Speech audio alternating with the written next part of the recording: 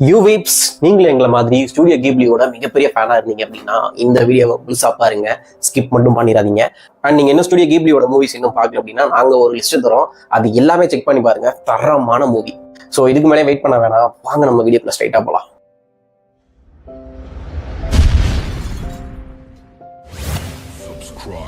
First வந்துட்டு princess Mononoke 1997 வந்து இந்த மூவியை பார்க்க வெறும் 2 மணி நேரம் போதும். ஆக்சுவலா இந்த மூவிக்கு வந்துட்டு தப்பான டைட்டில் வச்சிருக்காங்க. ஏன்னா பிரின்சஸ் மோனோனோகே சொல்லியிருந்தாலுமே இந்த மூவில வந்துட்டு பிரின்ஸ் தான் முக்கிய கேரக்டரா இருப்பாங்க.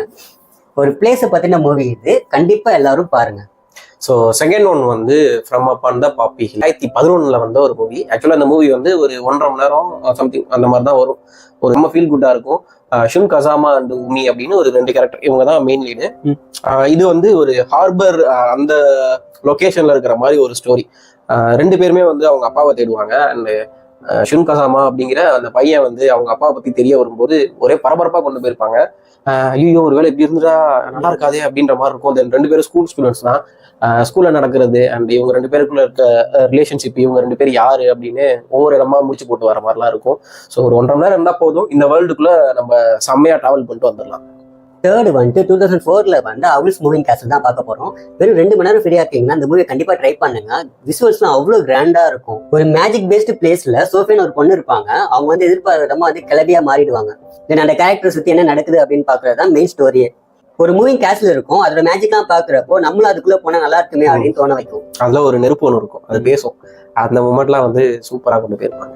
ஸோ தென் நெக்ஸ்ட் வந்து பாத்தீங்க அப்படின்னா சீக்ரெட் வேர்ல்ட் ஆஃப் அரிடிட்டி 2010 வந்த ஒரு இன்னொரு சூப்பரான படம். ஒரு 1.5 மணி நேரம் இருந்தா பார்த்து முடிச்சிடலாம். இந்த சித்திரக்குள்ளர்கள் அப்படின்னு சொல்லுவாங்கல்ல, ஸோ அதை பேஸ் பண்ணி தான் இந்த மூவி இருக்கும். ஒரு ஃபேமிலி இருப்பாங்க, ஒரு அம்மா, ஒரு பொண்ணு, ஒரு அப்பா, 3 பேர் இருப்பாங்க. எல்லாமே குட்டி குட்டி மனுஷங்க. ஒரு வீட்டுல தங்கியிருப்பாங்க. மனுஷங்க கண்ணில் பட்டா அவ்வளவுதான், நம்மள வந்து ஷோகேஸ் மாதிரி வச்சு அது இது பண்ற அப்படின்னு சொல்லிட்டு கொண்டுருவாங்க அப்படின்ட்டு பயந்து வாழ்ந்துகிட்டு இருக்காங்க. அந்த அந்த இடத்துல ஒரு பையன் வருவான்.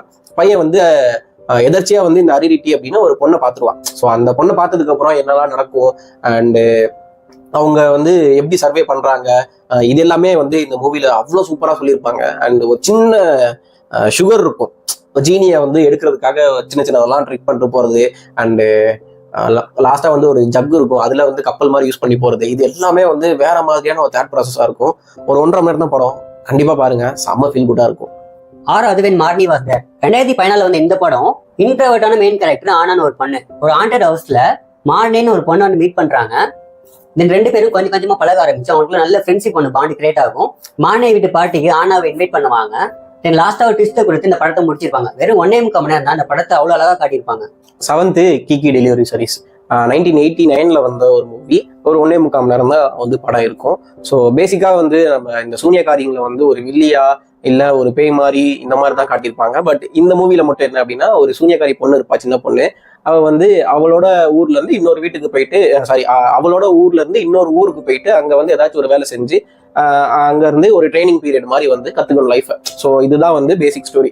ஸோ அங்க போய் அவ வந்து என்ன வேலை வந்து பார்க்க போறா, அண்டு இந்த படம் வந்து எப்படி முடியும், அங்க போய் யாரெல்லாம் மீட் பண்றா, இது எல்லாமே வந்து ஒரு சின்ன கிறிஸ்பியா சூப்பரா சொல்லியிருப்பாங்க. படம் மஸ்ட் வாட்ச் ஒன்று, ரொம்ப ரொம்ப ஃபீல் குட்டா இருக்கும். இந்த பொண்ணு வந்து அந்த ஹாரி பாட்டர்ல வர குச்சியில டிராவல் பண்ணிட்டு போற மாதிரிலாம் ஒரு சீன் இருக்கும். அண்ட் இன்னொரு பொண்ணு கூட சேர்ந்து வர சீன்லாம் இருக்கும். 2 பேரும் பேசிப்பாங்க. அந்த கான்வர்சேஷன் எல்லாமே சூப்பரா இருக்கும். அண்ட் நம்ம சுத்தி இருக்கிறவங்க எல்லாம் நல்லவங்களா இருந்தா எப்படி இருக்குமோ அதுதான் இந்த மூவியோட ஒரு சின்ன பிளாட். கண்டிப்பா இந்த மூவியை நீங்க வந்து மிஸ் பண்ணவே பண்ணிடாதீங்க. 1988 வந்து இந்த மூவி ஒரு 1.5 மணி நேரம் இருந்தா போதும், பார்த்து முடிச்சிடலாம். 2 பொண்ணு அவங்க அப்பாவோட வேற ஒரு கிராமத்துக்கு மூவ் ஆகுறாங்க. அங்க வந்து ஜெயின் சைஸ்ல ஒரு ரேபிட் ஒன்று பாக்குறாங்க. அந்த ரேபிட் கூட சேர்ந்து இவங்க பண்றதெல்லாம் வந்து அவ்வளவு அழகா இருக்கும். அவ்வளவு ஃபன் எலமெண்ட்ஸ் நிறைய வச்சு ஒரு சூப்பரா காட்டியிருப்பாங்க அந்த மூவில. லாஸ்ட் அந்த 2 பொண்ணுங்களோட லைஃப்ல அந்த ரேபிட் என்ன பண்ணுச்சு அப்படிங்கறது அந்த மூவியோட ஸ்டோரியே. ரொம்ப ஃபீல் குட்டான ஒரு மூவி, கண்டிப்பா ட்ரை பண்ணி பாருங்க. 9th வந்து தி பாய் அண்ட் தி ஹெரான் 2023 வந்த ஒரு மேஜிக்கான படம். செம்ம ரீச் ஆச்சு இந்த மூவி. இந்த மூவியோட ஸ்டோரி என்ன அப்படின்னா, ஒரு பையன் இருப்பான். ஒரு வீட்டுக்கு வந்து பார்க்கும்போது திடீர்னு அங்க ஒரு ஹெரான் அப்படின்னு ஒரு கொக்கு மாதிரி, கொக்குன்னு கூட சொல்லலாம், கொக்கு மாதிரி ஒரு பறவைன்னு வச்சுக்கோங்க. ஸோ அந்த பறவை வந்து என்னடா நம்ம பின்னாடி சுத்தி வருது அப்படின்னு பார்க்கும்போது திடீர்னு அந்த பறவை பேசும். என்னடா பறவை பேசுது அப்படின்ட்டு அது பின்னாடியே போவான். அதுக்கப்புறம் என்னெல்லாம் நடக்குது அப்படின்னு சொல்றதுதான் இந்த ஒரு மூவி.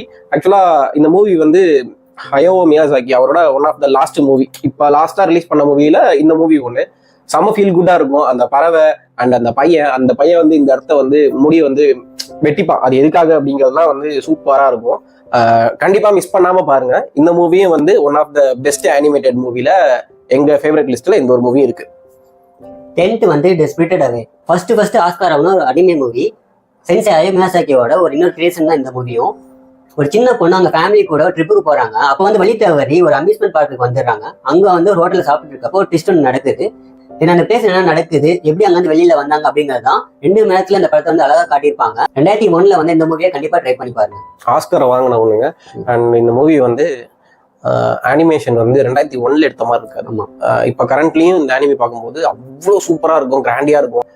11 வந்து கிரேவ் ஆஃப் ஃபயர் பிளேஸ் 1988 வந்து one of the best studio கிப்ளியோட மூவின்னு சொல்லலாம். இந்த மூவி நிறைய பேர் கேள்விப்பட்டிருப்பீங்க. அட்லீஸ்ட் இந்த மூவியோட ஒரு போட்டோ வச்சு பார்த்துருப்பீங்க. சிம்பிளா என்ன அப்படின்னா, இந்த 2ஆம் உலகப் போர் முடிஞ்சதுக்கு அப்புறம் என்னெல்லாம் ஆச்சுன்னு சொல்றதுதான் ஒரு ஸ்டோரி. இதுக்கு இந்த 2ஆம் உலகப் போர் அப்புறம் ஒரு ஒரு அண்ணனும் ஒரு குட்டி பாப்பாவும் 2 பேருக்கு என்ன ஒரு 10 வயசுக்குள்ளதான் இருக்கும். இவங்க லைஃப் வந்து எவ்வளவு சஃபர் ஆகுது அப்படின்னு சொல்றதுதான் ஸ்டோரி. நிறைய அழகான மூமெண்ட் இருக்கும், சேம் டைம் நம்மள அள வைக்கிற மூமெண்ட்டும் நிறைய இருக்கும். ஸோ உங்களால வந்து தைரியமா இந்த மூவி பார்க்க முடியும். உங்களுக்கு வந்து கைண்ட் ஹார்ட் கிடையாது, நீங்க வந்து ஒரு பயங்கரமான கல் நெஞ்சக்காரங்க அப்படின்னா இந்த மூவி பாருங்க. கண்டிப்பா உங்களோட மனசு கரையும். எங்களுக்குலாம் பயங்கரமா கரைஞ்சிச்சு. கிளைமேக்ஸ்லாம் கண்டிப்பா அழுவ வச்சிருவாங்க. 12வது தி விண்ட் ரைசஸ். ஸ்டூடியோ கிப்ளியோட ஒன் ஆஃப் தி பெஸ்ட் ப்ரொடக்ஷன்னா இதை நான் கண்டிப்பா சொல்லுவேன். மூவி சின்ன சின்ன டீட்டெயில் அவ்வளோ அழகாக காட்டியிருப்பாங்க. இந்த ஸ்டோரி வந்துட்டு வார் பீரியட்ல நடக்கிறது தான். மெயின் கேரக்டர் வந்து பைலட் ஆகணும்னு சொல்லிட்டு ஒரு சின்ன ஆசை இருக்கும். ஆனா அவனுக்கு வந்து ஐசைட் கம்மியா இருக்கனால பைலட் ஆக முடியாது. ஸோ அவனுக்குள்ள ஒரு ஏர்கிராஃப்ட் கிரியேட் பண்ணலாம் அப்படின்னு சொல்லி ஒரு சின்ன ஆசை ஒன்று இருக்கும். அந்த ட்ரீம் அச்சீவ் பண்றதுக்காக ஏரோநாட்டிக்கல் இன்ஜினியரிங் படிச்சு ஒரு ஏர்கிராஃப்ட் ஒன்று கண்டுபிடிப்பான்.